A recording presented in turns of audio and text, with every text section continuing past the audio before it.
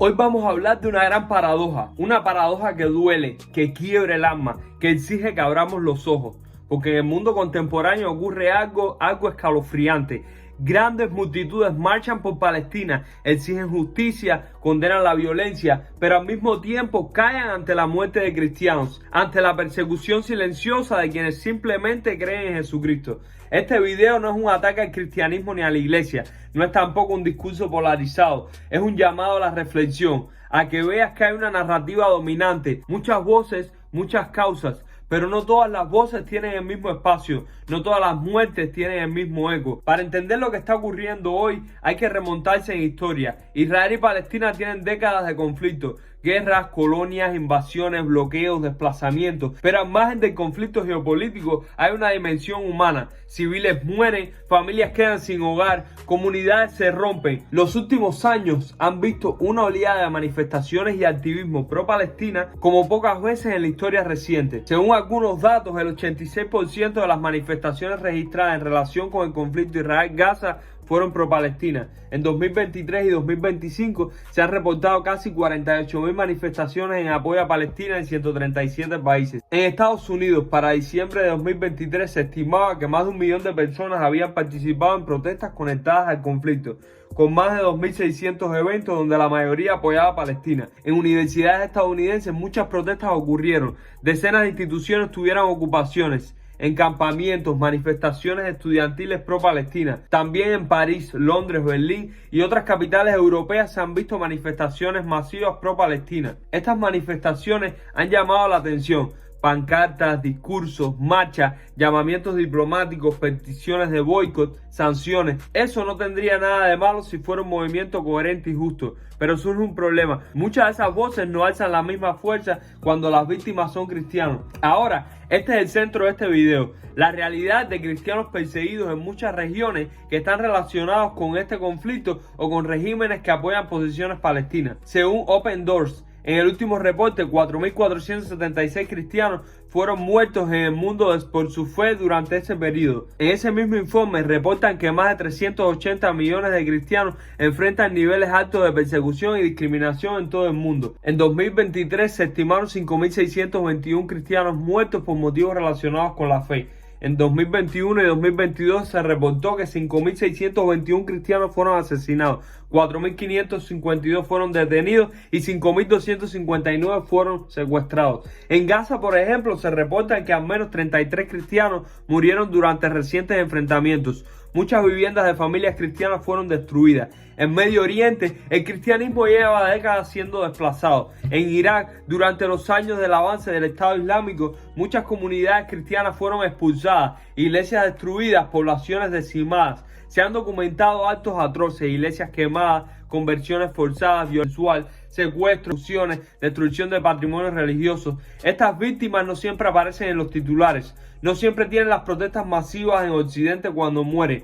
Muchas muertes quedan registradas en informes especializados, en redes de organizaciones de libertad religiosa. No digo que todas las muertes cristianas estén relacionadas con el conflicto Israel-Palestina, pero muchos de esos lugares están bajo regímenes alineados con ideologías pro-palestinas o musulmanas dominantes, donde la identidad cristiana es perseguida. Aquí vemos un choque de narrativa. Muchas voces que reclaman justicia para Palestina parecen invisibilizar otras injusticias cuando no convienen a su narrativa. Preguntas que debes hacerte. ¿Por qué tantas pancartas por Gaza pero pocas por iglesias incendiadas en Nigeria? ¿Por qué se alzan las voces por víctimas X cuando otras víctimas no encajan en el enfoque dominante? ¿Por qué algunos medios no cubren masivamente los testimonios de cristianos perseguidos en Siria, Irak o Pakistán? No digo que nadie tenga el derecho a clamar por Palestina, claro que sí, pero que cuestiones la selectividad emocional, gritar cuando conviene, callar cuando no interesa. También hay casos en que líderes o influencers pro-Palestina han minimizado la persecución religiosa. Han dicho que todas las muertes son víctimas de la ocupación, sin distinguir a las comunidades cristianas que no tienen nada que ver con los gobiernos israelíes. La narrativa muchas veces simplifica. Israel es el culpable, Palestina es oprimida, todos los muertos son palestinos inocentes. Esa simplificación borra escenarios donde hay complejidad, donde hay víctimas no solo de un lado, donde hay persecución religiosa que no encaja con el discurso dominante. Hay quienes acusan a quien hablan de cristianos perseguidos de desviar la atención, de justificación de Israel, como si solo se permitiera una verdad. Eso es manipulación narrativa. La batalla principal muchas veces no es militar, sino de narrativa. Quien controla la narrativa, controla la opinión. Muchos medios replican consignas, comunicados y declaraciones de gobiernos o grupos pro-Palestina sin cuestionar. Reportan cifras de muertos, destrucción, desplazamientos, pero rara vez clasifican quiénes eran esas personas, musulmanes, cristianos u otras minorías.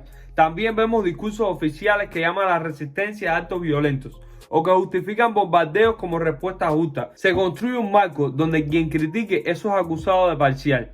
En conferencias internacionales, algunos gobiernos que apoyan a Palestina evitan mencionar explícitamente la persecución religiosa o lo hacen como algo secundario. A veces en los informes de derechos humanos se agrupan todas las víctimas bajo la categoría de civiles, sin matizar la matiz religiosa. Incluso en redes sociales hay censura, comentarios críticos al activismo pro-Palestina que señalan persecución cristiana han sido eliminados, señalados como contenido de odio. Un estudio reciente de los comentarios en YouTube sobre el conflicto muestra cómo muchos discursos críticos al activismo pro-Palestina son tachados, deseados o censurados, mientras discursos pro-Palestina tienen menor represión.